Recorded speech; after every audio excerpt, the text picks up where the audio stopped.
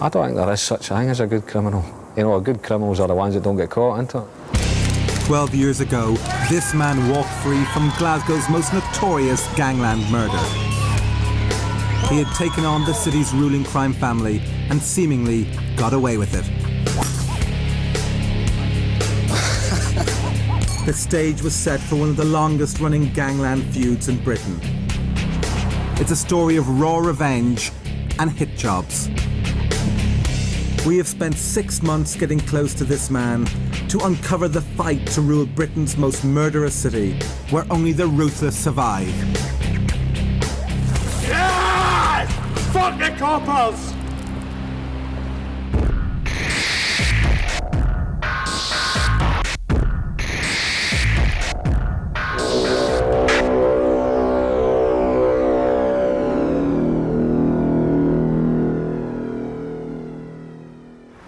Mayhem in Glasgow this weekend. I'm Russell Walker with Clyde One News.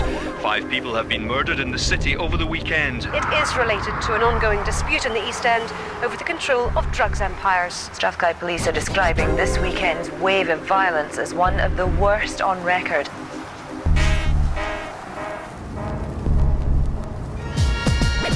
Glasgow's homicide rate is the highest in Western Europe, twice that of London and even greater than New York.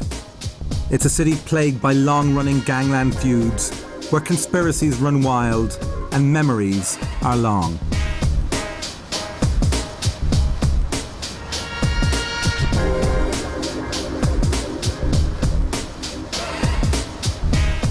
Through the eyes of a notorious crime mastermind, we reveal Glasgow's brutal underworld.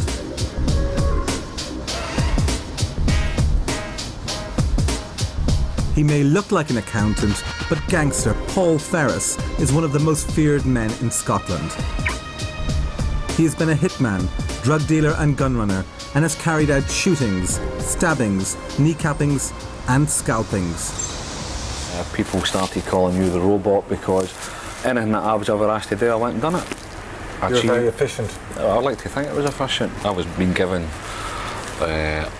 orders as much as somebody would be given a shopping list to go and collect the shopping. You know, you treated it purely as business. So you kind of born into a kind of lifestyle where you completely disassociate emotionally from the crimes you do. Business, that's all it was. Just business? Just business. And the minute you pull the trigger, you put that knife in. Business. Business. That's all it Forgot was. it. How do you feel about being described as a kind of efficient operator, debt collector, enforcer, efficient killer?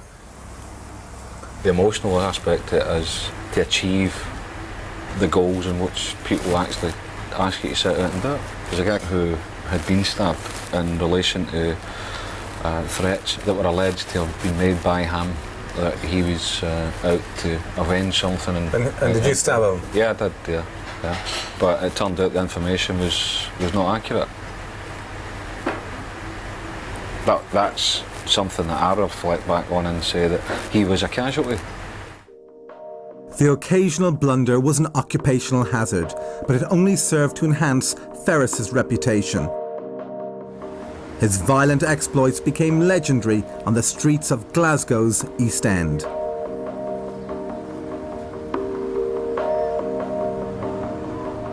Paul Ferris's criminal apprenticeship came in the 1970s on Glasgow's hard streets.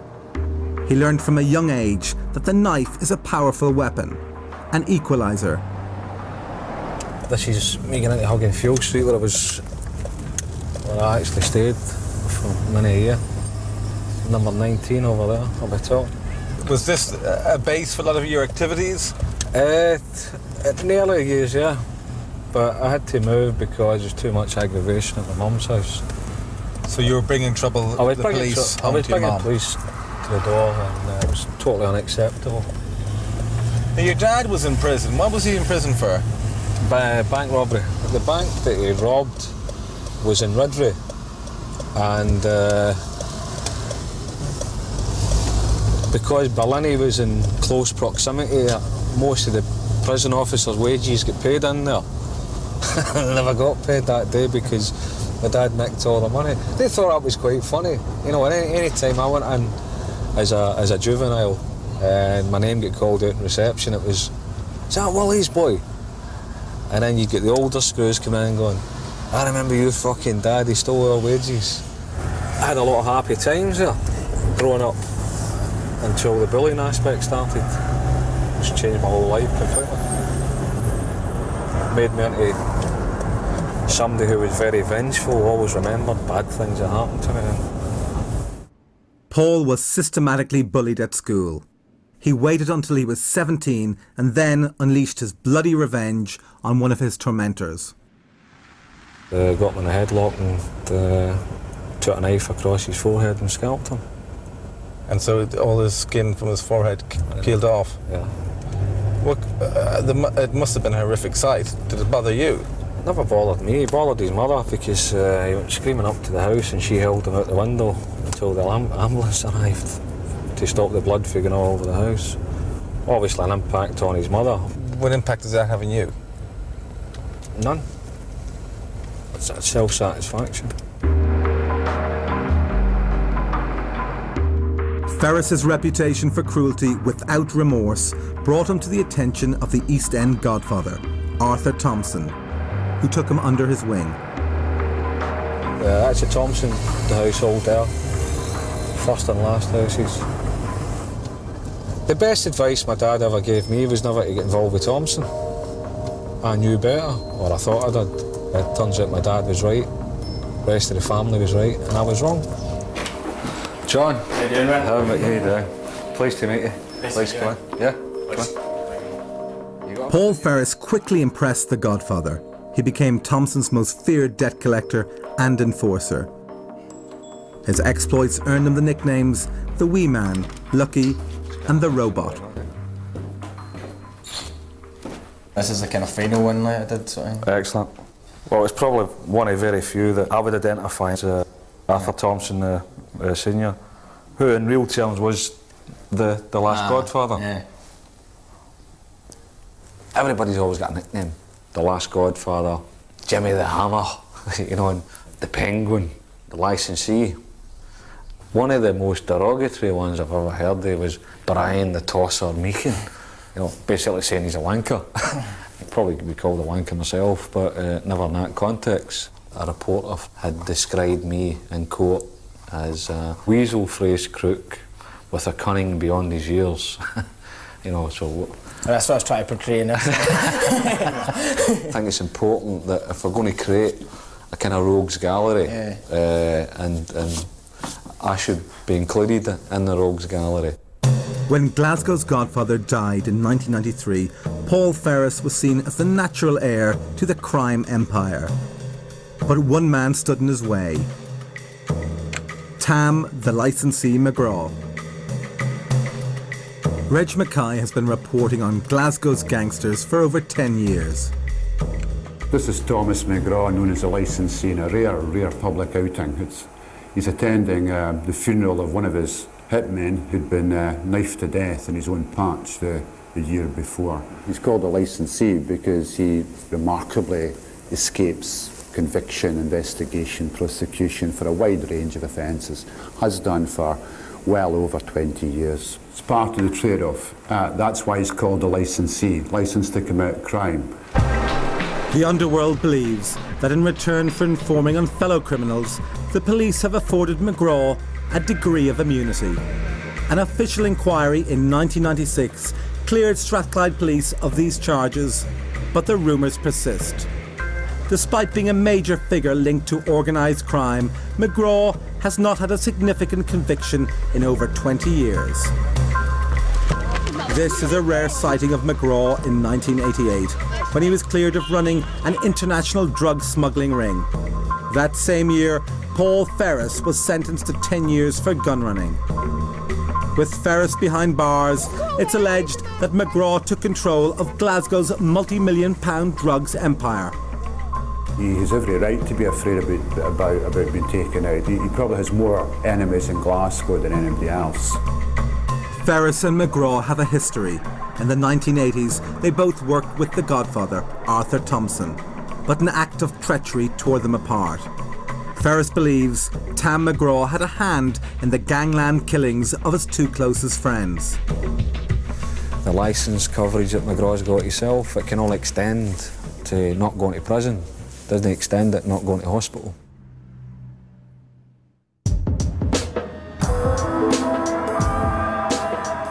In January 2002, Paul Ferris, the heir apparent to Glasgow's East End crime empire, was released from prison for gun running. In his absence, Tam, the licensee McGraw, had become Scotland's richest criminal. The stage was set for the two sworn enemies to go face to face, Ferris versus McGraw. Since Ferris's return to Glasgow, war has erupted on the streets of the East End. With the death toll rising, the licensee looks increasingly vulnerable. He did have a driver, a minder, a bodyguard who were killed. Then he went on another recruitment programme and got another minder, bodyguard and driver who were shot. Who knows, third time lucky. The next time they might get McGraw instead of the driver and the minder. Yeah. Tam, the licensee McGraw, is said to be worth £20 million, but his life is under constant threat. The licensee surrounds himself with bodyguards, often wears bulletproof vests, and rarely leaves his fortified villa. He chose not to speak to us. How much would it cost to kill Tam McGraw? As far as finances would be concerned, there are people that would do that for nothing. Quality People that would do that for nothing. Shot me. Over the last 2 years, Mark Clinton has been implicated in several murders of McGraw's henchmen. Clinton has been charged with stabbing one of McGraw's most trusted lieutenants 27 times. Just a long knife. Shuts back up. It's better to have it than not to have it. Yeah. You never know in a moment, I suppose. Even in the 21st century, knives are the weapon of choice in Glasgow. Violence here is personal and intimate. That was just a couple of the marks for the machete attack.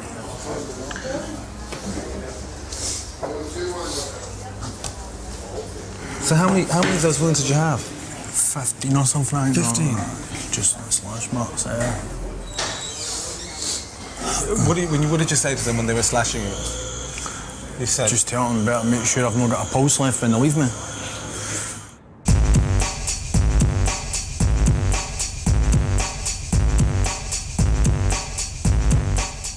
How many murders have the police called you in on? 4, maybe 5, the past 2 years. What's it like to stab a man?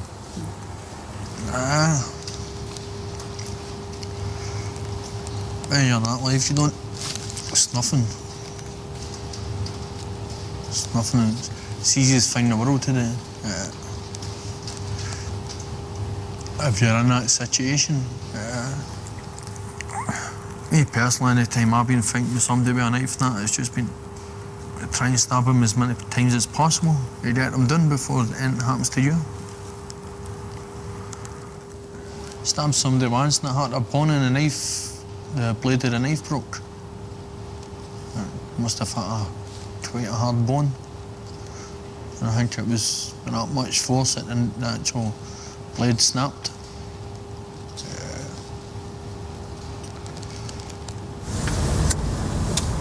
On the 24th of September 2002, the first of McGraw's henchmen was fatally stabbed. Sheelan Bar. Gordon Ross, one of the McGraw's henchmen as well. He was stabbed to death and lay there bleeding. An hour and a half later, he was found by a passing police car lying on the pavement just outside the bar, stabbed to death several times. People were shocked when Gordon Ross was killed here in East End, middle of his own territory. To be taken out in this way, right here in one of his locals, yeah, I think the licensee would have been very, very worried at that point and wondered what the hell was going to happen next. This is Billy McPhee. Billy McPhee was an other henchman, hitman for McGraw. close associate of Gordon Ross. The two of them carried out many, many jobs together. How many murders would this man be responsible for? He's never been convicted of murder, but to my information, he's seen off at least 6 people, usually with a knife. Some months earlier, McPhee had been shot in the face in one of his regular haunts, and this was his first time out from that injury, serious injury to his jaw. He felt quite vulnerable, I So an guess. attempt had already been made at his life. Yeah, if the gun had been of a higher calibre, he'd have been dead. McPhee had been told at that funeral that he was next. And when you see McPhee, I mean, it's a picture of a dead man walking. Billy the Iceman McPhee had a reputation as a brutal hitman and major drug dealer. In 1998, McGraw and McPhee both walked free from court where they faced drugs charges. He was believed to be one of the licensee's most trusted associates.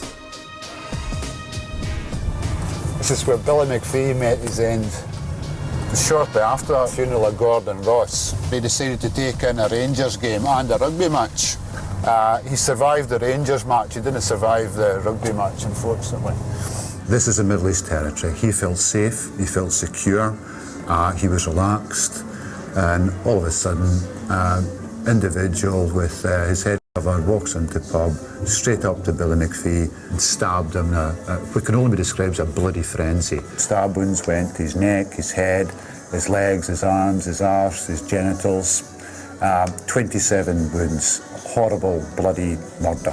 McPhee, said to have been a close associate of crime boss Tam the licensee McGraw, was rushed to hospital but died shortly after. It is related to an ongoing dispute in the East End over the control of drugs empires. The knifeman made no attempt to hide his face. He was wearing a grey hooded top and jeans. So far, no arrests have been made, but detectives say that justice will be done. In the middle of a packed family pub, diners witnessed a savage and personal attack on McPhee. He was stabbed in the eyes and the throat. Getting justice was always going to be a difficult task. Although the pub was full, few witnesses came forward. The CCTV was said to be broken, and sources have told us that blood and hair, other people's DNA, was scattered across the scene by the killer to put the police off the scent. Since you've come out in 2002, some of McGraw's henchmen have been killed. Yeah. Are you responsible? No. Do you know who is? Probably, yeah. Are you going to tell me? No. The frenzied attack on McPhee seemed to fit the style of one man, and within weeks, Mark Clinton, already implicated in other attacks on the licensee's gang, was charged with murder. I think the reason that was put in was because they narrowed it down to so many people that would brazenly walk into a pub and follow a full gang of so-called enemies and take the main man out in front of his pals. So they've done that. Well, there's only maybe 2 or 3 people in the full city that have done that. They've maybe went through and they've done that right. One of them's in prison, one of them was here. Where was he? So it's got to have been him. Because the other 2 are accounted for. He's no. And we know that that's his style. He'll not go into a pub with a big army. He'll just walk in his cell, do what he's got to do and walk out. Clinton, by his own admission, has a short fuse. Stabbed a guy 5 times and slashed another one for being cheeky to my father. But I've had a lot of knife wounds.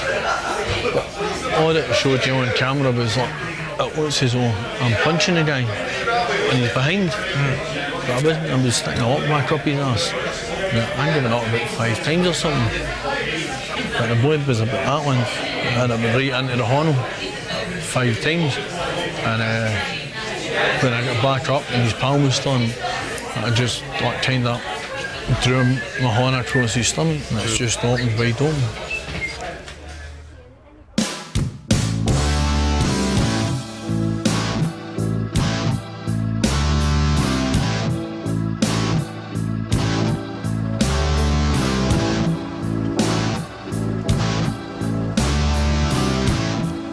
Mark Clinton's trial started a year after McPhee's death.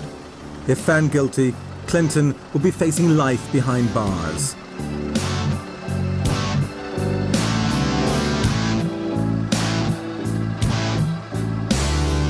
Under cross-examination, the eyewitnesses' evidence crumbled. With no conclusive forensics, the case collapsed. Mark Clinton was unexpectedly free. On you go, wee man! 14 months of police harassment for nothing. Convicted me of murder, and they knew that wasn't me. Try and convict me of murder. Yeah! Fuck the coppers!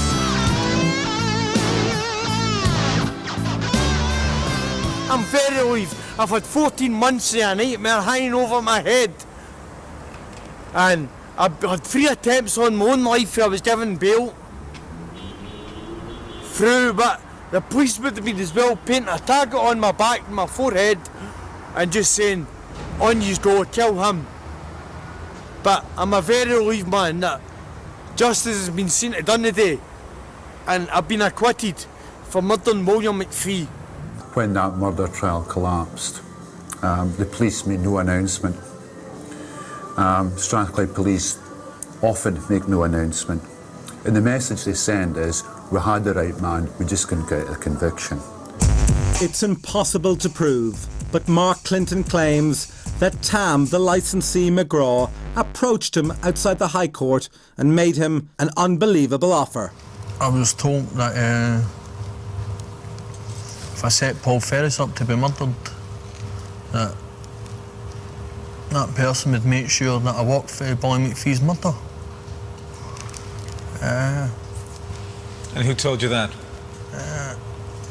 Mr. McGraw. And he says if I didn't set Mr. Ferris up, there would be witnesses coming in that hadn't came forward already. And that they know it was definitely me that done it.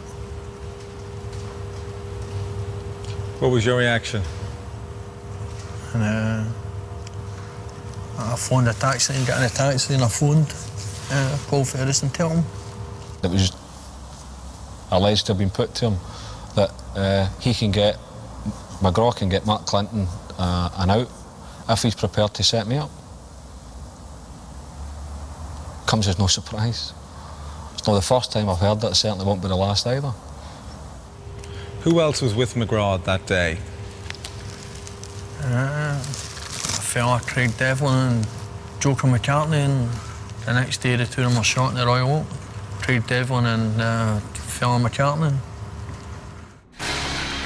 Detectives are waiting to question 2 men gunned down in broad daylight outside a Glasgow bar. 41-year-old John McCartney is critically hurt, and Craig Devlin, who's 31, is in a serious condition in hospital. It's understood businessman Tam, the licensee McGraw, rushed the pair to hospital in his car following the shooting in Nitshill Road. This was a typical gangland Glasgow hit. Busy pub Thursday afternoon, full of normal people having a quiet drink. Door swings open, nobody pays any attention. It's February, it's cold. Guy's got a hood up. He looks round the room, sees his targets, straight up to them. He knows they're wearing bulletproof vests. That means they're protected from there. Shoots him low, shoots him the genitals, shoots him the thighs, shoots him several times. Standard Glasgow issue is what they call the Glasgow send-off. Even if you've killed somebody, it's quite common here to shoot them once up the arse. It's an insult as well as a very lethal shot. And typical Glasgow, the pub was packed, but guess what? No witnesses. Nobody was here. Miraculously, they survived. But just days after the shootings, the pub, a well-known underworld headquarters, was burnt down. The elusive Tam, the licensee McGraw, had a narrow escape. Were you surprised to learn that McGraw was with Devlin and McCartney when they were shot at the Royal Oak? Was I surprised? Yeah. Yes. Quite a big surprise as it happens. As I said to you before, I'm sure that if the people who committed that offence knew McGraw was there, I don't think McCartney and Devlin would have got shot. Who would have got shot? McGraw. And but McGraw was at the toilet at the time. Don't know. I heard that he took a 9.9 dive under the pool table, which whether that's true or not is another matter. And Devlin and McCartney, are they associates of McGraw, so to speak? They're associates to an extent. They're commonly known as the snitches bitches, which means that they will do his bidding for them, despite the fact that it's generally accepted that everybody knows what McGraw is. So anybody that's collaborating with McGraw are tarred with the same brush, and quite rightly so. I get a sense that you might know more about that day than you're letting on. Our contacts are very good.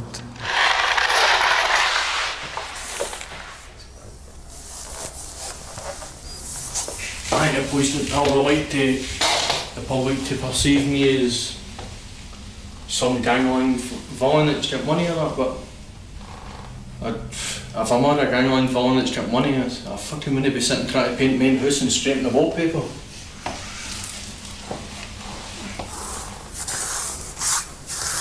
I feel like a prison warder, don't I? I must have about 12 sets of keys for different houses all over Glasgow. I've made that a point that I don't stay in the same house 2 nights in a row. I'll not go and meet anybody. A lot of people maybe say you're paranoid and all the rest of it, but it's happened before, and so many murders through the years that people have been enticed there with their own meant to be friends.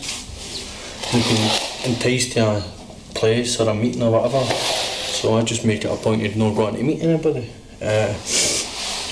And I've had to change my routine now. I don't stay in the same house 2 nights in a row. I've always had the attitude that it's for you's not going to get by you, so if there's something going to happen, it's going to happen. Nobody will be able to stop it, apart from myself.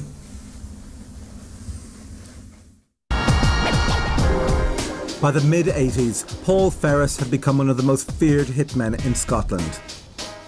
He was working for Glasgow's ruling crime boss. Arthur Thompson and his son had grown rich on the heroin trade.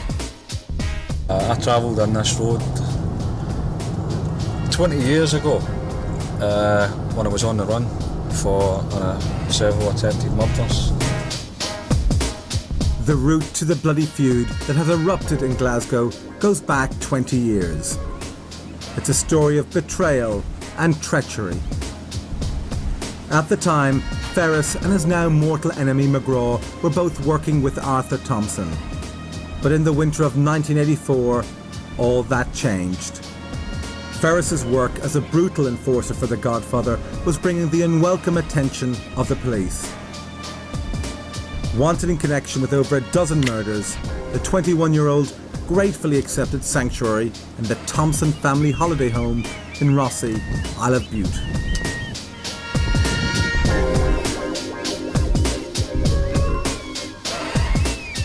That evening, as Ferris and his heavily pregnant wife settled in, police helicopters were flying up the Clyde towards them. Ferris believes that Arthur Thompson's son, Fat Boy, had set him up.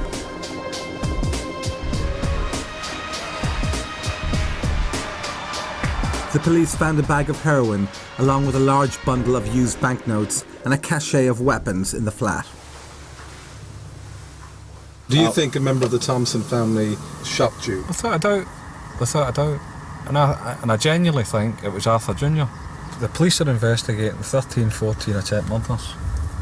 And the 13, 14 attempt murders are in relation to recovery of £50,000. I was going out and down things on reflection, look back now. It's inconceivable it was me that was doing that, but it was. I take full responsibility for what was done. I thought it was an exercise that you go through to prove your worth to these people, and then you're brought into the fold, but it wasn't like that.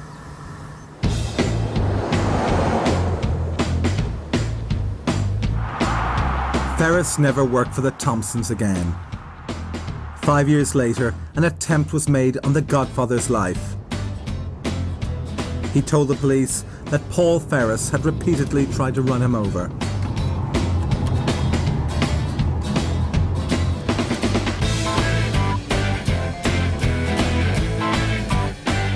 A year later, Arthur Fatboy Thompson, the Godfather's son, out on weekend release from prison, was at the gang's headquarters, the Provan Mill Inn, brandishing a hit list.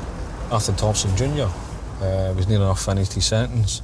His then wife picked him up, and instead of going back to the house, which he would probably miss sexual relationships with your wife, he decided that he was heading into the city centre to buy a shoulder holster and powder, gunpowder, to make up a whole series of bullets.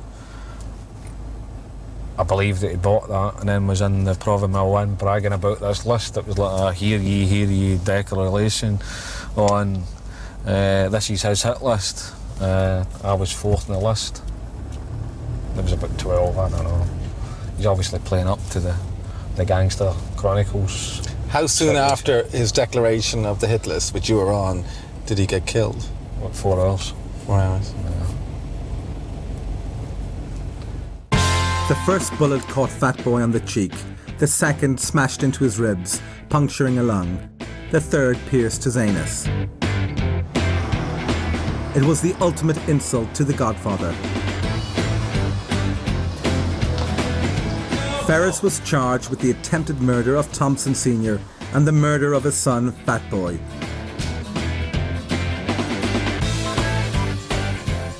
He also faced charges of supplying heroin, cocaine and ecstasy, illegal possession of a firearm, and kneecapping.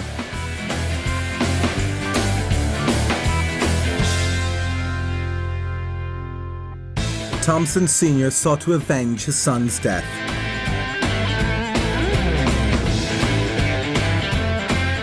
War was declared in Glasgow. Blood would flow.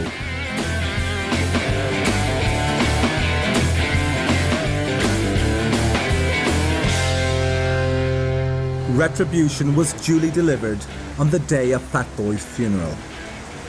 Very famous bar. Once belonged to Bobby Glover. Paul Ferris is in jail, accused of Fatboy's murder.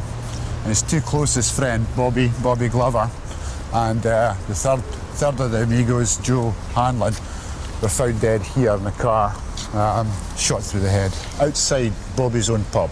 Big insult, big insult. But worse than that was that very day, Fatboy's funeral cortege would pass by where the bodies had been dumped. They were very close friends of mine. There was a lot of speculation flying about that because I'd been involved in the murder of Fatboy Thompson, they must have been involved in the murder of Fatboy Thompson.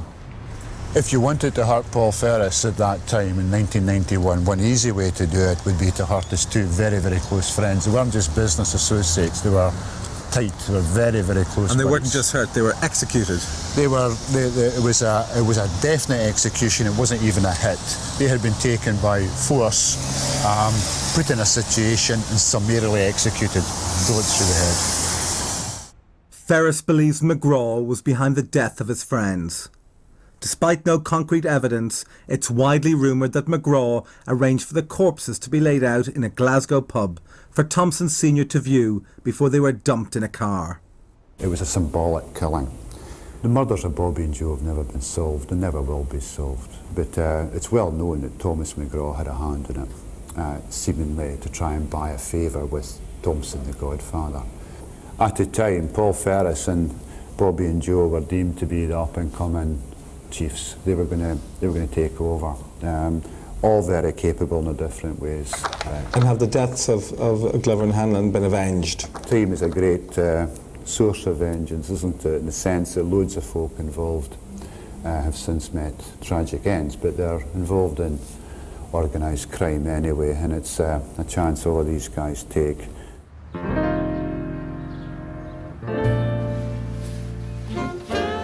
Arthur Thompson never recovered from his son's murder and 18 months later died of a fatal heart attack.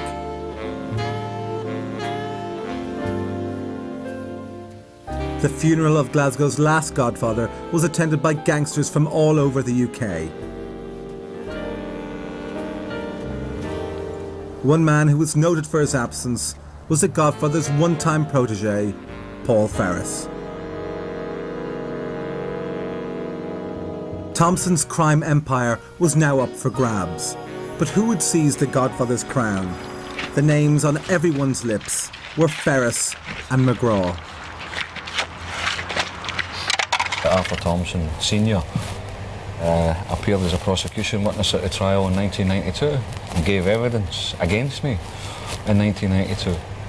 I had the utmost respect for that man and his family until he appeared in the witness box and gave his evidence. I was shocked, could not believe it. It transpires that he had been collaborating with authorities for numerous amount of years. So when he died, the heir apparent was obviously going to be somebody who was engaging with the authorities, and that wasn't me. But it turned out to be Tam McGraw, the licensee.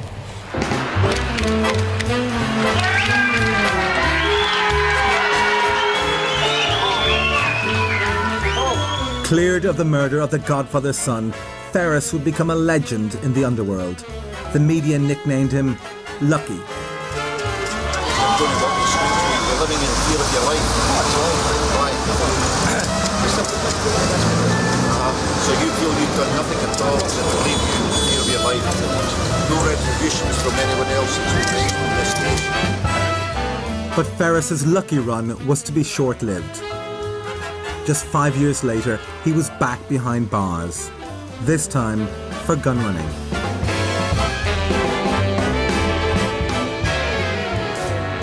With Ferris brooding in prison, McGraw was now free to pick up the remnants of the Thompson crime empire. But when Ferris was released in January 2002, the underworld braced itself. You're a man who's always regarded as saying you never forget, and that eventually vengeance will be yours. Have you put vengeance and revenge behind, or is that, are you still waiting for your biding your time with various people? I would like to think that I have put it behind me, but it's like one of these situations.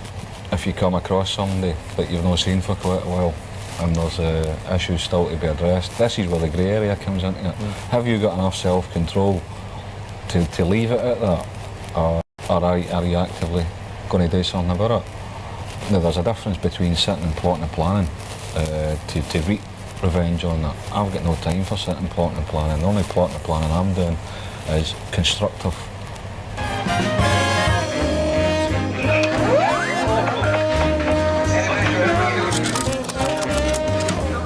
Since Paul Ferris's release from prison, 5 of McGraw's henchmen have been the target of gangland hits. Most of the crimes remain unsolved. Ferris himself is not immune to threats. The man with the big reputation claims it's a risk he's learned to live with.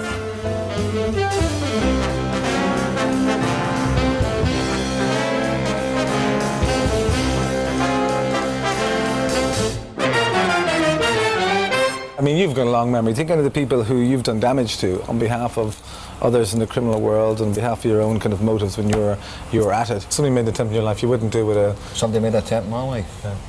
I'd act on it. Yeah. If I get information that somebody's of a mind to wreak some sort of violence against me, yeah, of course I'll react. You wouldn't go to the police and dial 999? No. Wouldn't say, I need help? I don't deal with the police. I've never dealt with the police. We always had a kind of an unwritten rule that we deal with our own problems. We deal with the punishment aspect. What punishment fits the crime that had been done against us.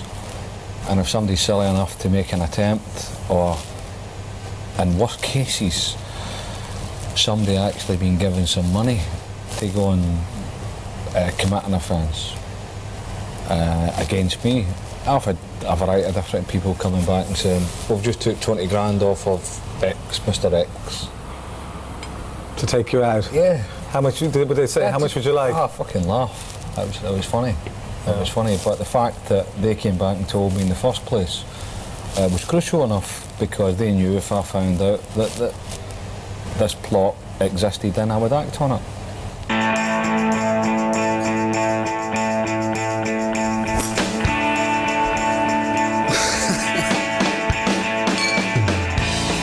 Paul Paul Ferris is determined to stay out of jail and claims to have reinvented himself as a legitimate businessman. His chosen career, consultant for the private security industry, has raised many eyebrows. His reputation as Glasgow's most feared gangster appears to be an advantage in this line of work. Unconvinced by his career change, the police have maintained their surveillance on Paul Ferris. I've made a declaration when I was freed for prison. I was going straight. A lot of people were laughing and joking with regards to that. And have you gone straight, black and white straight, or have you gone straight grey? I don't think anybody can ever actually turn around and say they can go absolutely straight, because I've still got friends that are criminals, you know, and people who are absolutely straight don't ever have these sort of associates in mind. I would never give up that friendship. So in a way, there is still a grey area, yeah. What do the police think you're up to at the moment? Do they think everything. that you're... What do they think? Everything. Everything.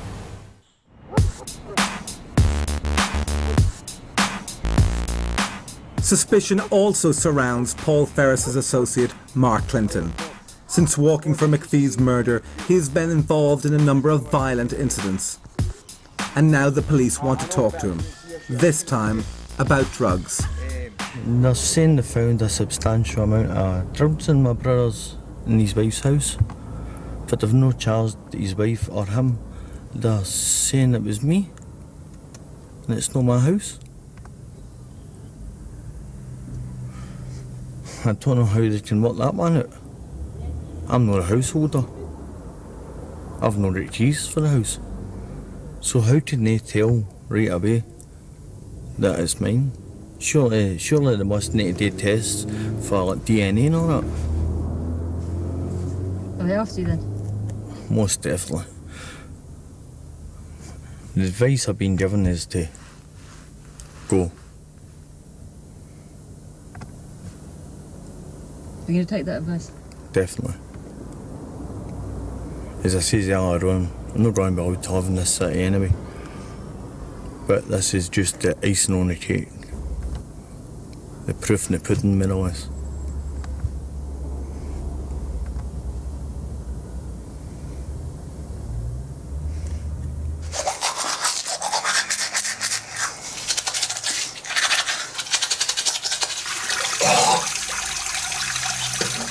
I'll carry on regardless. Despite mounting pressure from the police and the underworld, Mark Clinton couldn't resist a farewell drink in town.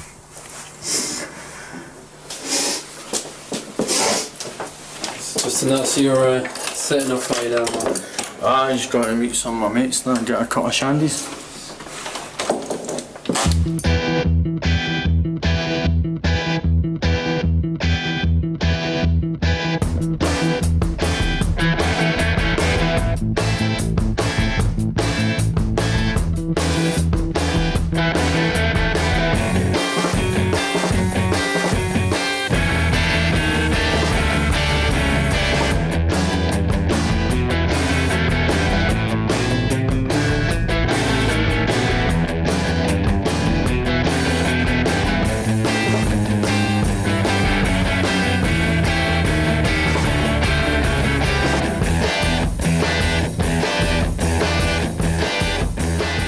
Clinton ended the night at Glasgow's newest strip club, Legs & Co.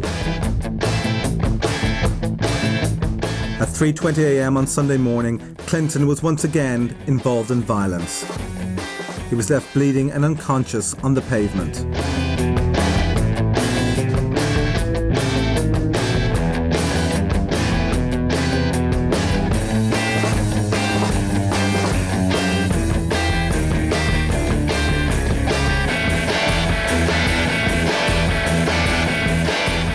Clinton was rushed to casualty in an ambulance.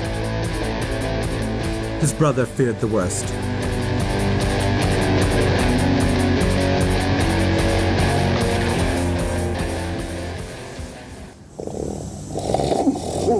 He was in a coma. Underneath that one.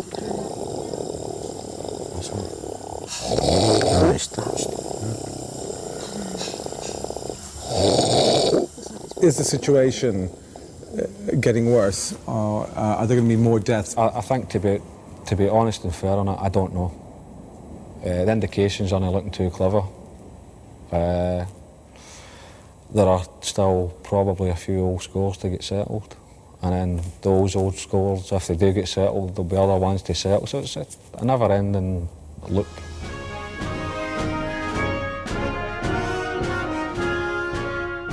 After 3 days in hospital, Mark Clinton, the indestructible henchman, is back on the streets. Tam, the licensee McGraw, was finally convicted by a Scottish court for drink driving. It's understood he's now spending more time in his villa in Tenerife. For the first time, Paul Ferris seems to be in a position to inherit the crown he was groomed for as a young man. A crown that fits well, but one he protests he has no interest in. In January 2005, Paul Ferris signed a 6-figure movie deal. Robert Carlyle is tipped to play the wee man in this story of his life.